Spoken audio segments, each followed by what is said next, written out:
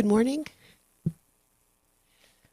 I'll be playing Danse Villageois by Emmanuel Chabrier, and it's in honor of the pledge drive because it takes a village to make a lot of pies.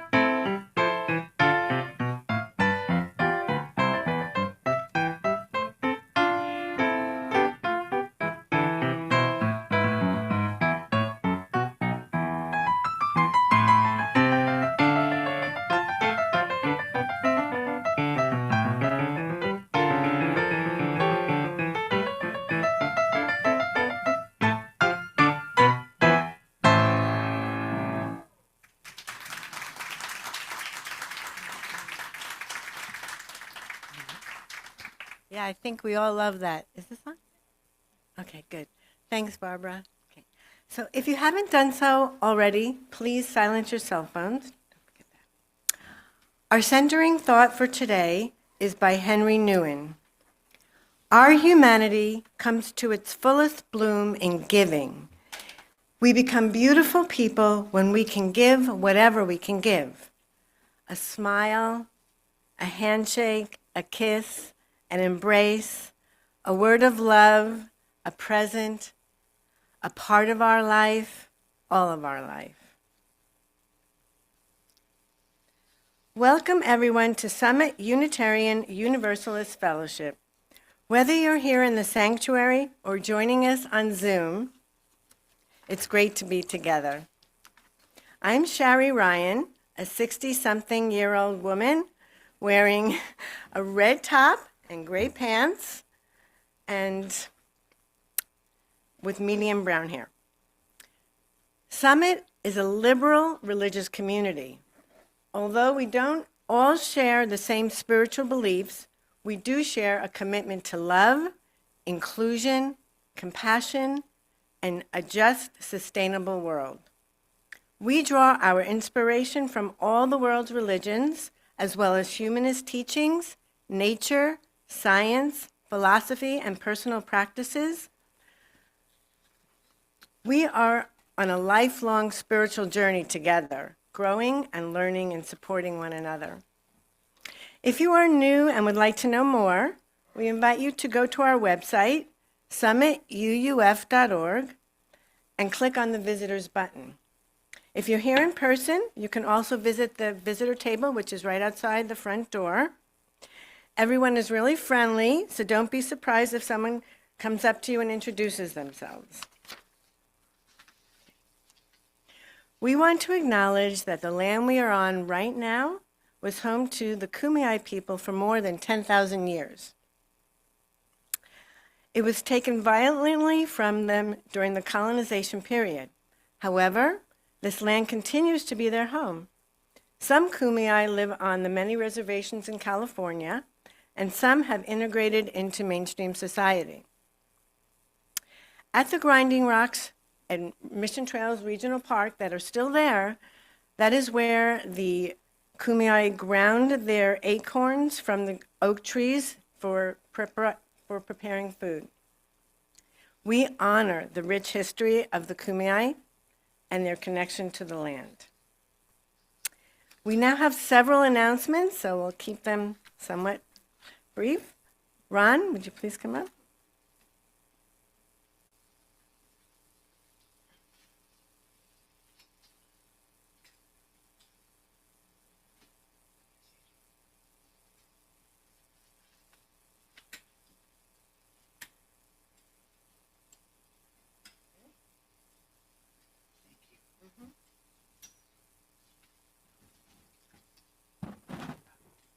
One major announcement is the box in the lobby for Gizmo's Kitchen and the Grossmont College students who are homeless and need food, and things like razors, toothbrushes, and those sorts of things. There's a bit of pressing news.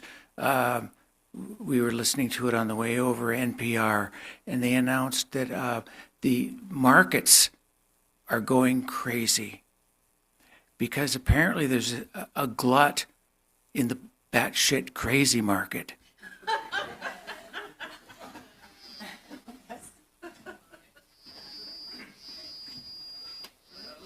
One more thing. My name's Ron Getz. I have gray hair.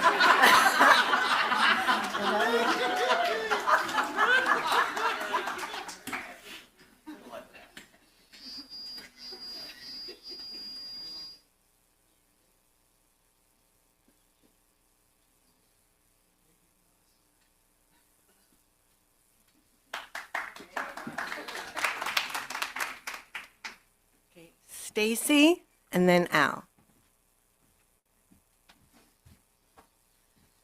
We're really happy to announce that we have dates now for our women's groups. We have two. We have one that meets in the day and one that meets in the evening. The one that meets in the day is with Sherry and Marianne, and it'll be the last Friday of the month, starting this next time at 1 p.m. And Laura and I have a group that is starting the last Monday of the month. So you just have to remember last. Mondays and Fridays at 6 p.m. And this first one will be at my house, and I'm in the directory, so look us up and come join us.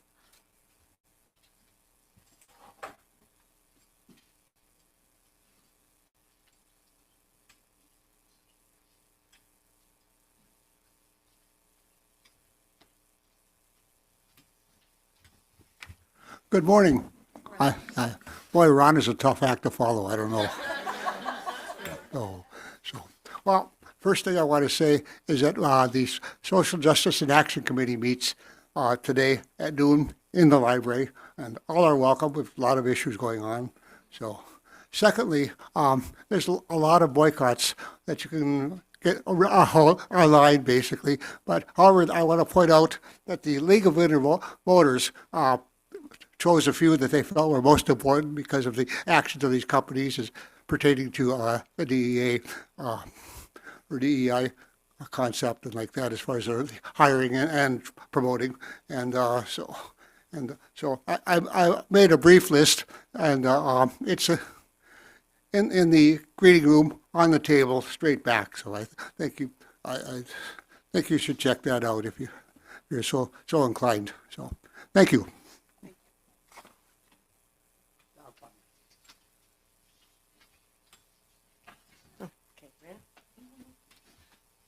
Thank you, Sherry. I'm Rin Corbet. What a wonderful day this is, right? Gorgeous weather.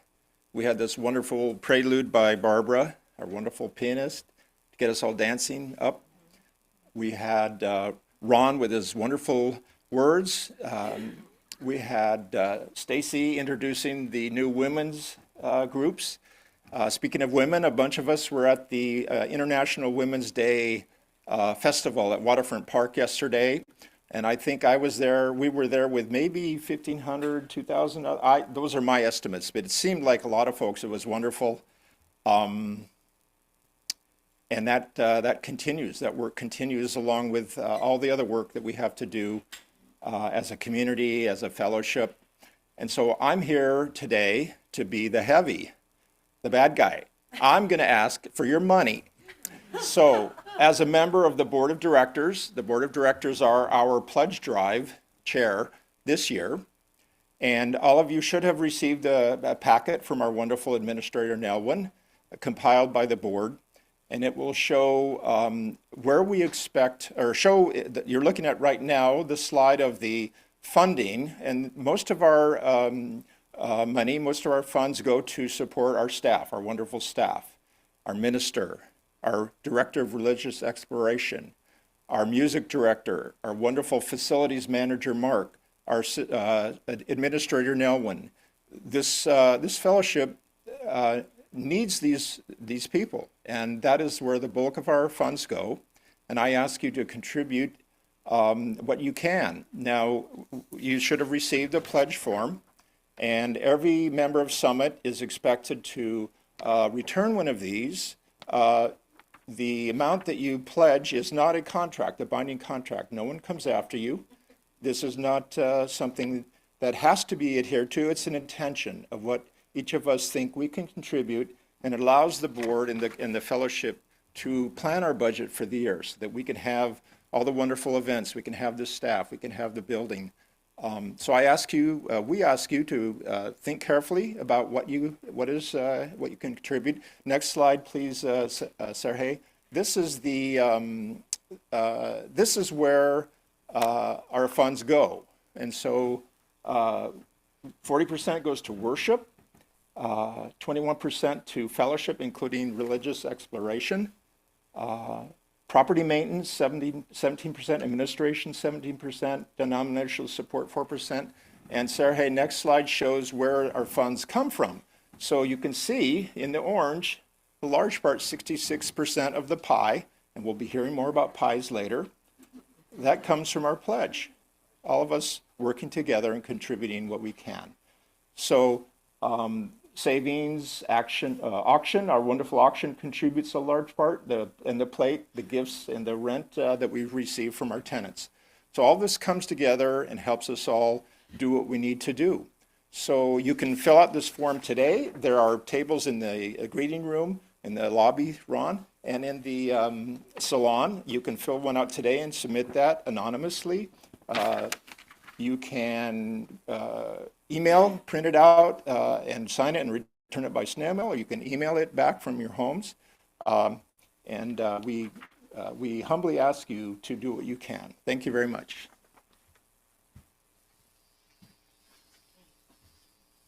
Suzanne? Oh, there you are. Okay.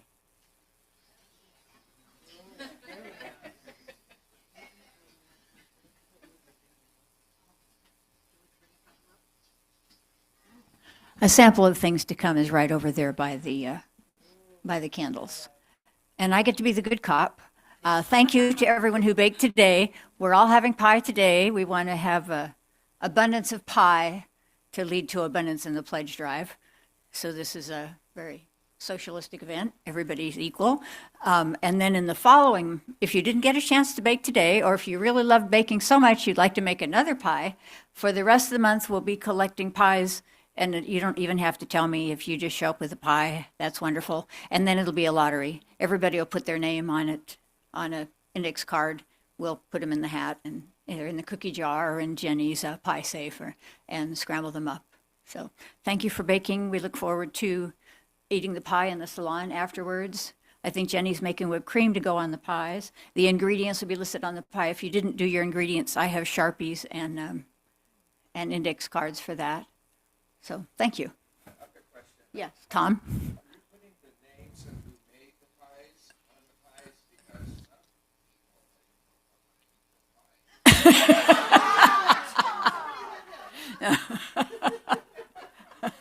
Well, some put their names on and some didn't, so eat at your own risk. And there are and there are boxes down there if we end up with an overabundance and some can go home. There are boxes to take it home. Also, if you happen to win the pie lottery in the following weeks, there'll be the same boxes for you to take it home. You can either take it home, have it all to yourself, or take it in salon and share it and not get so much sugar in your system. Okay. Thank you. Thanks. Thank you. Sandy will now come up to light the chalice while I read The Abundance of Our Lives Together by Katie Silvani Gelwin. We light our chalice as a symbol of gratitude as we celebrate the abundance of our lives together. In this sanctuary, we harvest bushels of strength for one another and offer our crop with the hands of compassion and generosity. In the authentic and gentle manner of our connections, we cultivate a simple sweetness to brighten our spirits. May we be grateful for the ways we nourish and uplift each other, for it is in the sharing of this hallowed time together that sustains us. Please stand as you are willing and able for the UU hymn and aspiration projected on the screen.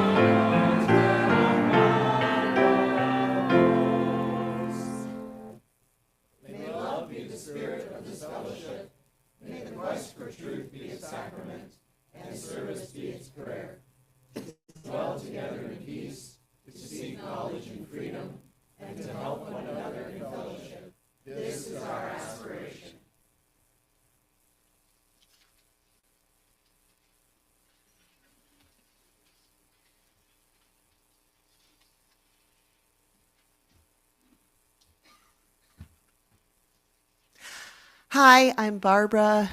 I'm a member here. I'm the person over there playing the piano.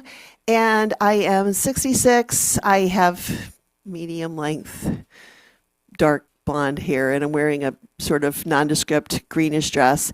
And if you look more closely, you'll see bags under my eyes because I'm dealing with a personal crisis, but that's not what I'm here to talk about right now. And I'm just realizing I have this little thing that I like very scribbly that I wrote about pie.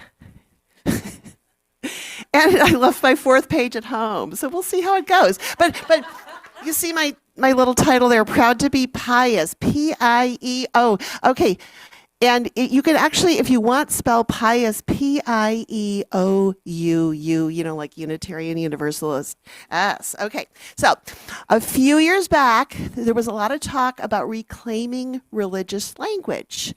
Then UUA President Bill Singford was big on this. He was the one with the elevator speech. I don't know if anybody was familiar with that. It was like, what do you tell people in an elevator about being a Unitarian Universalist in the amount of time it takes for the elevator to go up? Okay? So his words were one God, no one left behind. And then for those of us who are non-theists, it was like, okay, well, you kind of left me behind. So I don't know. So he was very interesting. We also just loved him because he wanted to get traditional religious language back, and he's pulling out these forbidden words out of the discard pile. And so here we are with our pledge drive coming up, and it's Pi Day. And then there's going to be this thing about 3.1416, like that kind of the PI pie, but this is the PIE pie, and we're all an important piece of it, and that's what we're talking about today. And then this brings up a traditional religious word, piety. Ooh, let's see what Webster says about piety. So, number 1, having or showing religious devotion. 2, zealous in the performance of religious obligations. And I'm rubbing my fingers together like indicating money. So, what are our religious obligations? I mean, half of us don't even believe in God. But we are a community that needs to be here now more than ever. And we don't all agree. We don't all agree on our basic religious tenets, but here we do agree. We all agree on the importance of education, 100%. We agree on having a healthcare safety net, big yes. Do we care for the environment? Of course. How about the inherent dignity and worth and dignity, of every person? Oh, here is all of a sudden it's saying cardamom coffee, banana bread, because I brought the wrong piece of paper. So anyway, we're going off the cuff here. We're all part of the pie. We all need to be here to contribute. It's not just our talents, but just as Rin was saying, keeping the lights on, basically. Keeping the staff here. And I don't know how traditionally pious I am, but what did you expect from the piano player?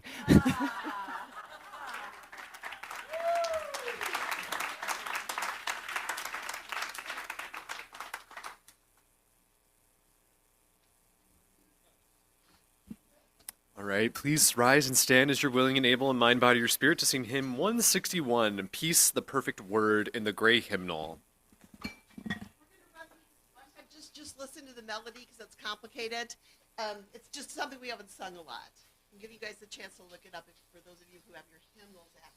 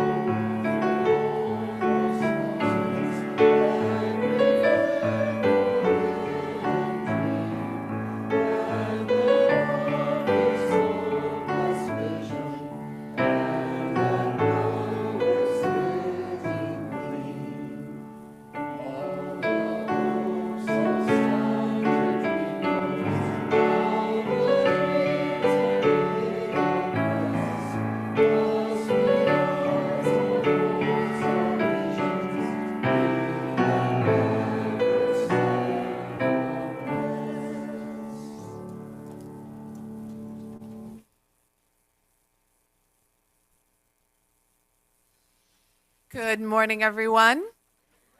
I am the Reverend Casey Marie Pandell. It is my joy and honor to be the minister here at Summit Unitarian Universalist Fellowship. I am a 5'4" white woman, 35 years old, with shoulder-length rosy hair today. Never quite know what it's going to look like when I show up. Wearing a white dress with a blue sort of Hawaiian-y floral pattern and sparkly shoes and purple glasses. Whether this is your first visit or your 5,000th visit, you are whole, you are holy, you are loved, and you are so welcome here. Our joys and concerns portion of our service give us the opportunity to hold the things that are too hard to bear alone, or the things that are too joyful to bear alone. You are welcome to send joys and concerns to me or our worship chair, Stacy Sasaki, throughout the week via text message or email. You can also light a candle and write one up at the chancel on a Sunday morning. And whether spoken or unspoken, all are welcome to light a candle. They're all concerns today. Barbara shares that her mother's health has sharply declined this week. We hold Barbara and her mother and her family in our hearts. And we thank Barbara for being able to be here and share her wonderful gift of music today. Laura Preble shares the concern of the upcoming Tuesday, March 11th, 5 p.m. rally, 6 p.m. meeting at the Grossmont School Board meeting at Grossmont High School. Tuesday, March 11th, 5 p.m. rally, 6 p.m. meeting at Grossmont High School. So if you are disturbed by the choice to let go of librarians and psychiatrists and all of the support that those students are receiving, this is a really good way to go let them know that you're unhappy with that choice. And Steve and Shannon Allen, it's actually a concern and a joy today. We're halfway there. Cancer is completely gone.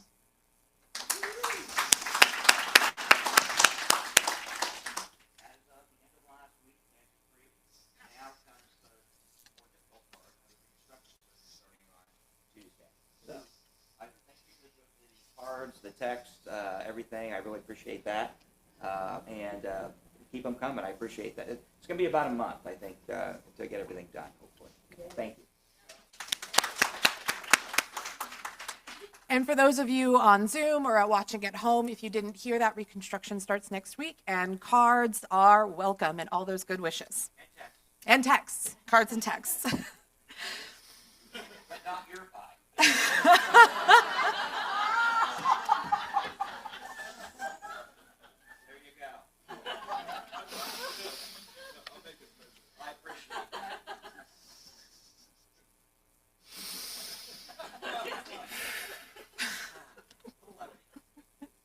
We have to laugh or we'll cry sometimes. We know that not all joys and concerns are spoken aloud today. Whether spoken or unspoken, we hold you so gently and tenderly in our hearts.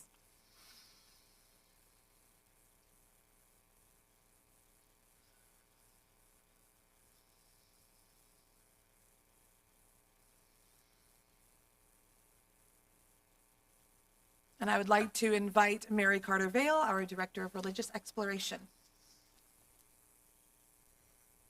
Good morning. Today I am wearing a flowy pair of black pants with animals on them and a red top. I have gray and red hair and blue glasses today. And my name is Mary Carter Vale. I'm your Director of Religious Exploration. And I have a story for you today. So, what's our theme this month? Does anybody remember? Trust. Yes, good job. So we are in our second way of exploring the practice of trust. And today we're exploring this theme through the lens of trusting others. So we're going to be doing that back in RE. And today you guys are talking about trusting each other to take care of Summit. I think that's really beautiful. So with that in mind, I want to share a special wisdom tale that comes from, it's a Chinese parable, and it's called The Empty Pot. Okay. So once upon a time in ancient China, there was an emperor who loved flowers more than anything else in the world. He just loved to enjoy flowers. And he had a gorgeous garden surrounding his palace with the rarest and most beautiful flowers he could find. And as he grew old, the emperor began to think about his successor. Unlike other rulers, he had no children, and so he decided to choose from amongst the children in the kingdom. So one spring day, he invited all the young people of the land to come to the palace. And he announced, "The time has come for me to choose the next emperor. I have a collection of flower seeds here. I will give one seed to each of you, and the person who can show me their best in a year will succeed me as emperor." Well, you can imagine how much excitement there was in the group of children. As each seed was handed out, each of them got a seed. And among these children was a young boy named Chen.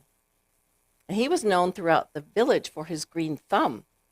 And with great excitement, Chen placed his seed in a pot filled with rich soil. Each day he carefully watered it. He made sure it got sunshine.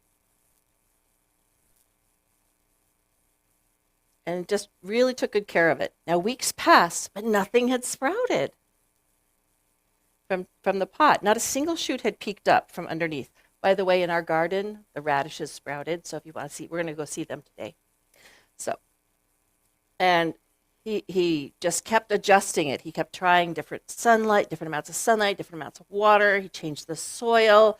He did everything he could think of over the year to get the seed to grow. But it just held soil. And around the village, Chen heard tales of other children's pots overflowing with vibrant flowers. He was embarrassed. But he kept trying, but a year passed and the pot still just held soil. Finally, the day came to present the pots to the emperor. Holding his empty pot, Chen was nervous. All around him, the children whispered and giggled, showing off their pots filled with stunning flowers of all colors. Chen felt tears stinging his eyes. With a heavy heart, Chen walked to the palace.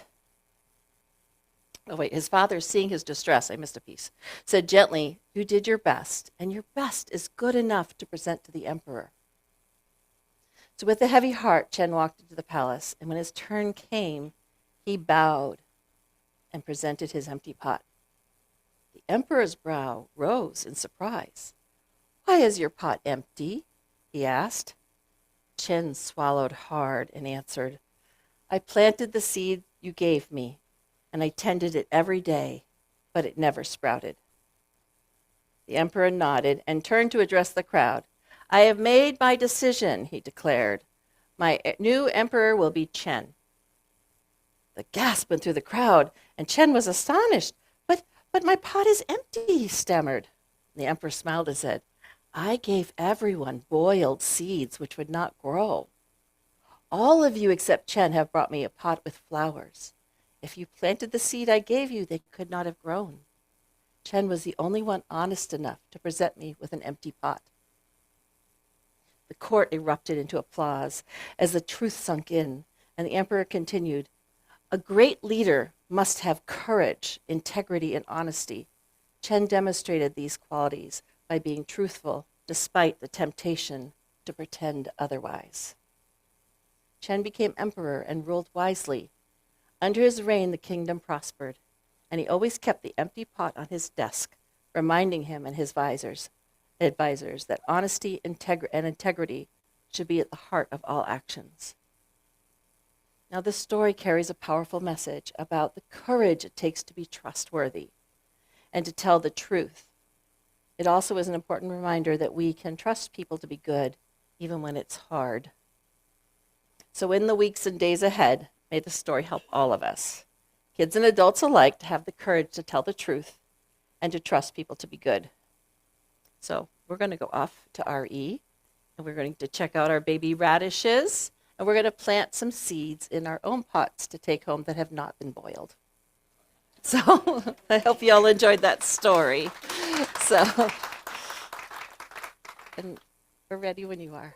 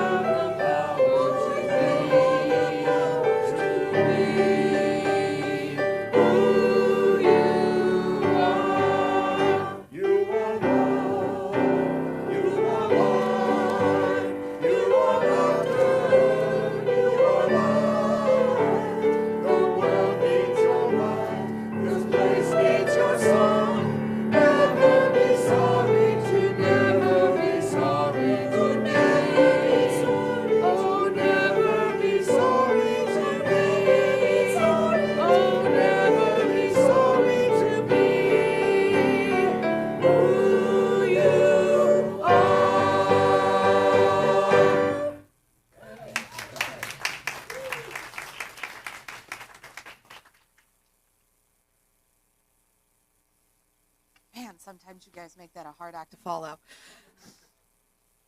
Please join me in a time of silent prayer, meditation, or reflection as I read words by Alberto Rios entitled, "When Giving is All We Have." One river gives its journey to the next. We give because someone gave to us. We give because nobody gave to us. We give because giving has changed us. We give because giving could have changed us. We have been better for it. We have been wounded by it. Giving has many faces. It is loud and quiet, big though small, diamond in wood nails. Its story is old, the plot worn, and the pages too. But we read this book anyway, over and over again. Giving is first and every time, hand to hand, mine to yours, yours to mine.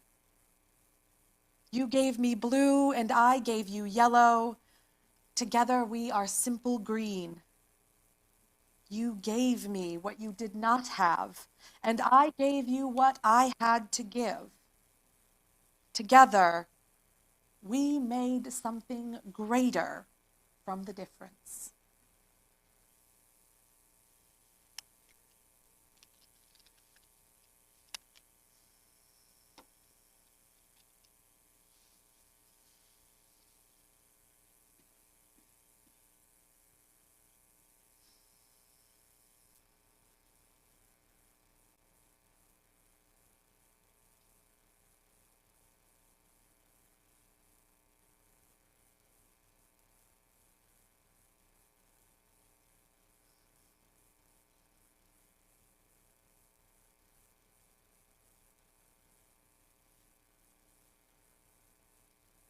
Amen.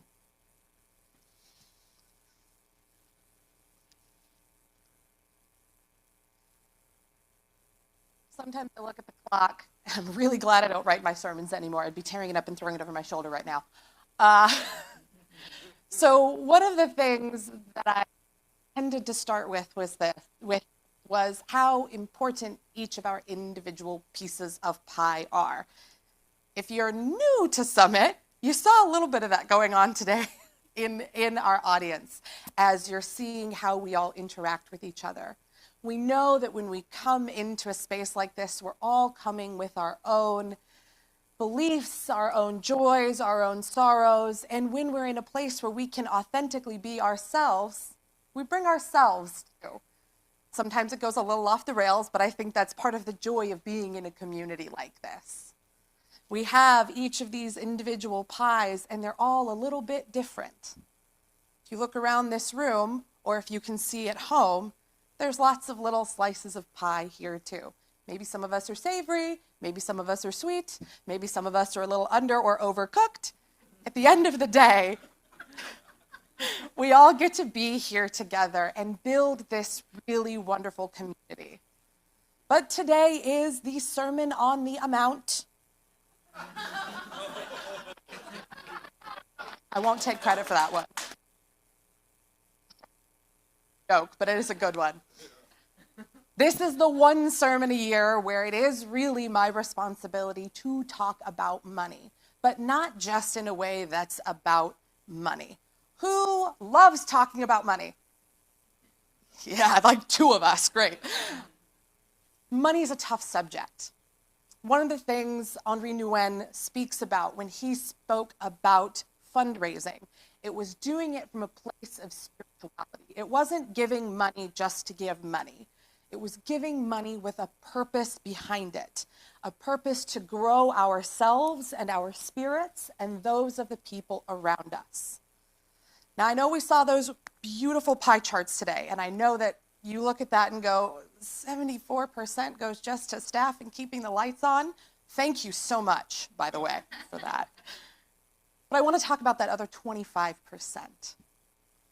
When I went to my first Unitarian Universalist church 8 years ago, they were just getting ready to go to Camp de Benneville Pines for the year, for their family weekend. If you're unfamiliar with Benneville Pines, it is in the Angeles Mountains, about 30 minutes south of Big Bear. And it is a Unitarian Universalist camp with cabins and trails in the middle of the woods. It's beautiful, it's serene, it is sacred. For people who have gone to Camp de Benneville Pines, it holds a special place in their heart.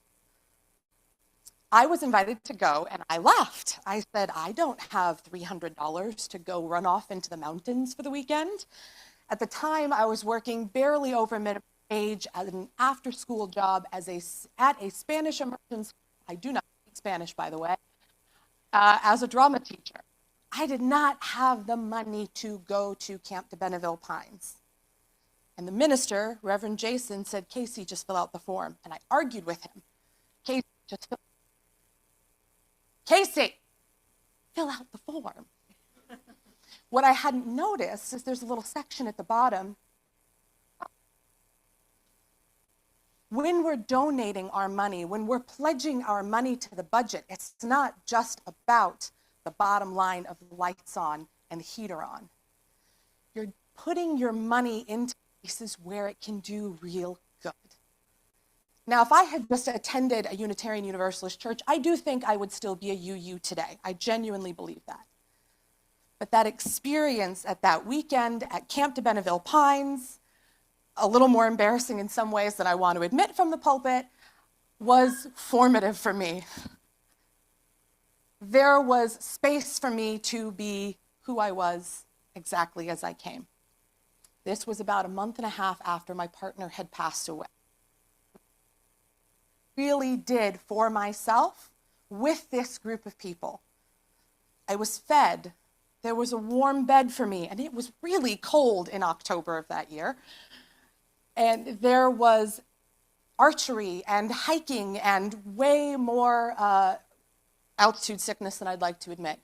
I'm not a camper and I'm not a hiker. But there were all of these opportunities for me to not just do things, but to do things with these new people. I spent hours playing skip-bo with someone I had just met. Skip-bo was a game my late partner and I used to play all the time, and no one had played with me in months. It was being in that space that allowed me to grow that community with them, that I genuinely believe led me to hear the call to ministry. And it was possible because people like you and people like you at home pledged their money to make sure people who did not have the opportunity to do things had the opportunity to. Now, historically, Unitarians and Unitarian Universalists tend to be very affluent. That's not necessarily the case now. Anybody looks at the stock market on a good day, we all know we're tightening belts in places, we know money's tight, we know it's hard.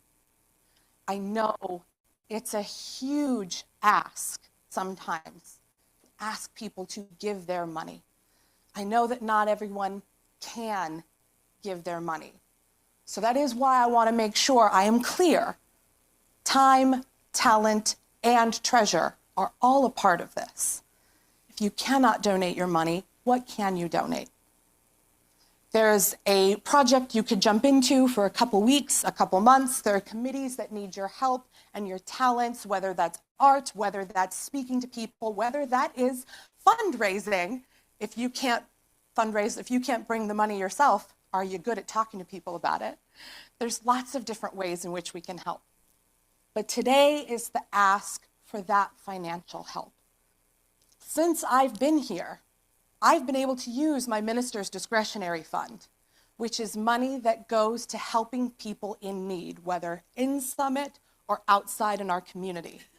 I have that money because Summitarians believe in helping each other. We've had scholarships to help people go to camp. We've had scholarships. I'm almost 90% sure that minister's discretionary fund helped pay for seminary for me. Can't say for sure, but somehow money from UUs showed up. When I'm asking for this money today, I'm not asking because I care about whether my paycheck clears.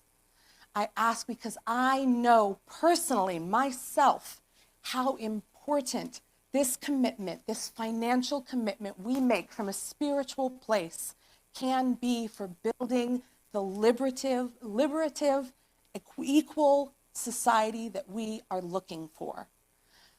When we have that bucket out there for the students at Grossmont, it's the same thing. We are sharing our resources because it matters to our souls to do it. We're not doing it because we have to. We're not doing it because we'll get into heaven if we do. Not every Unitarian Universalist believes there is an afterlife. We do it because we know it's the right thing to do, and it feeds our souls to help build this community together. If you don't ask, you don't get a yes. The answer's always no if you don't ask. So today I am asking you to dig deep and make that commitment as much as you are able to helping make this community what it spiritually needs to be. Yes, Mary teaching our children, it helps Mark keep the building running, it helps Nelwyn get the emails out, it helps me be here in front of you on a Sunday. But more importantly, it helps do the good work that builds new Unitarian Universalists, and it grows and challenges the ones that are already here. That's how we get our Love at the Center curriculum. That's how we get the books that help guide me on my sermons and multitudes of other things. I ask you today to make the best commitment you can, knowing no one's going to come after you if we have to change our commitments, because we know that's part of being in community too. I ask you today to think hard about what this community means to you, what you know that spiritual giving can bring to each other, to yourselves, and to the community outside of Summit. So yes, there's something in there about each of us being a separate pie, but I think when we get to bring those little pieces of the pie together, it's when we really get to do the magic. And sometimes you have to buy the ingredients to do that first. So I'm asking you today to give from your heart and give from your soul to help make this the community you need it to be, and to help us continue to do the good work out there that we're gonna need to keep seeing for the next 4 years. So may it be, and amen.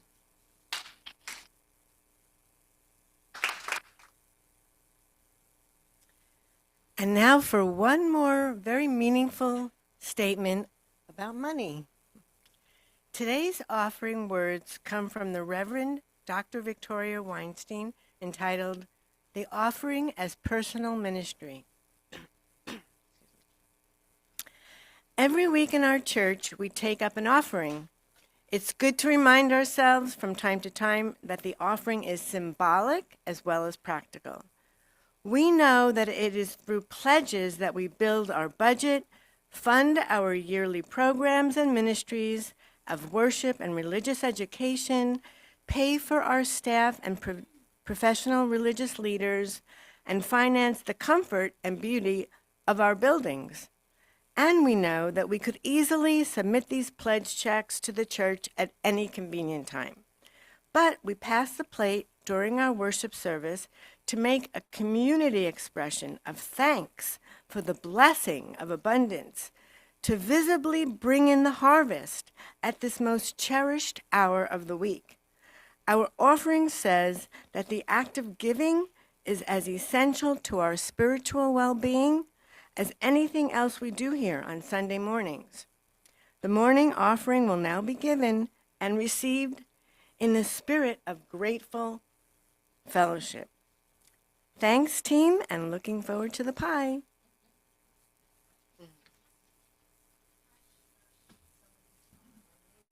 It's spiritual, and they're calling from the pledge drive.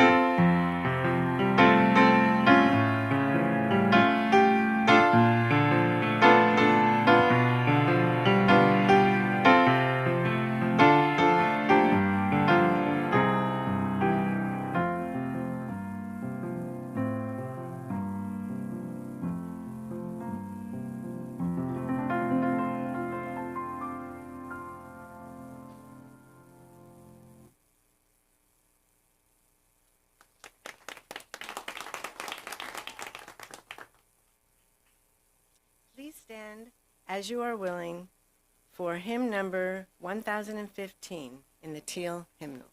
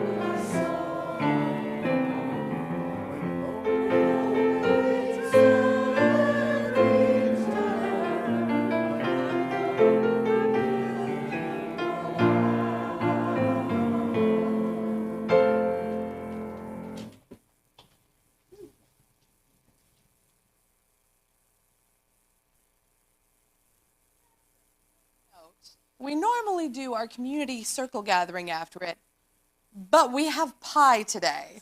So I'm going to excuse you all at the end of service to go enjoy pie.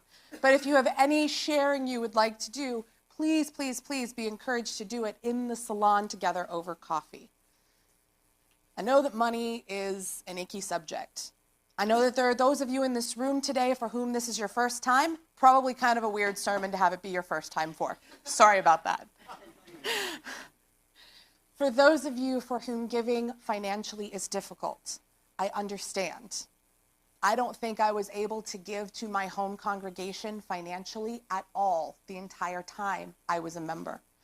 I know that money can be difficult. I want to make sure that all of us understand that, again, time, talent, and treasure. There's always a place for you here, whether you can afford to be here or not. For those of you that can donate financially, we thank you. For those of you who can donate with your time, we thank you. For those of you who can donate with your talents, we thank you. For those of you who are here today in this room or watching at home, we thank you, because each and every one of these pies makes this community what it is. And at the end of the day, that is the most important part of this spiritual community together. Amen, shalom, salam, ashe, namaste, and blessed be.